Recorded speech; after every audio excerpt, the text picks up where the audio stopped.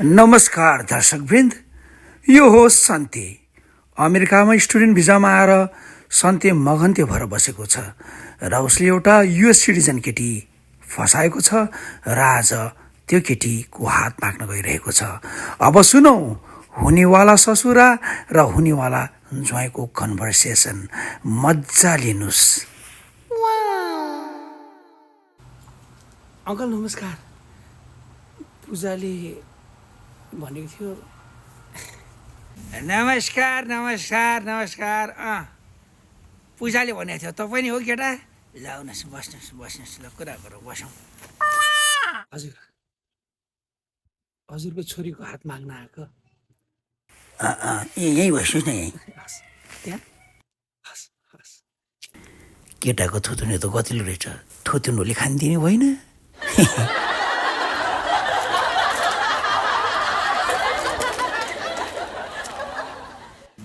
अनि छोरीको हात माग्न आउनु भएको रहेछ। पैसा चाहिँ कति कमाउनुहुन्छ नि? महिनाको कति कमाउनुहुन्छ नि? सुनाउ न, सुनाउ।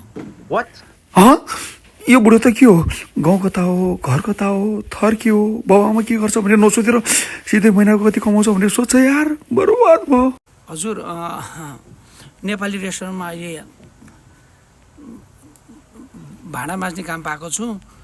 हप्ताको 400, महिनाको 1600 कमाउँछु। कति भन्नु पऱ्यो? $1600 महिनाको। म अमेरिकन लाहुरे, मेरो पेन्सन मात्र आउँछ $4000। वाउ!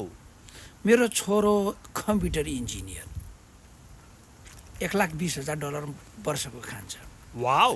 त्यो तपाईँले बिहे गर्न लगाएको छोरी छ नि, पूजा, नर्स, $100,000 माथि स्यालेरी मात्र छ त्यसको। मेरो अमेरिकामा 3टा घर छ, भाडा मात्र $8,000 उठ्छ। वाउ! तपाईँको त्यो नाथे $1600ले नि मेरो छोरीको टोइलेट पेपर पनि आउँदैन। के गर्नुहुन्छ? बुझ्नुभयो? टोइलेट पेपर पनि आउँदैन अनि छोरी माग्न आउने तपाईँ?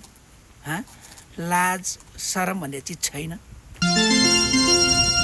महिनाको $1600ले पनि तपाईँको छोरीको टोइलेट पेपर पुग्दैन भने तपाईँको छोरीले त्यति धेरै हक छ भने तपाईँको छोरी तपाईँ नै राख्नुहोस्, मलाई चाहिँदैन। राम राम। त्यति साह्रो अग्नि मान्छेलाई कसरी पाल्नु हो मैले? भाग भाइ साहब भाग।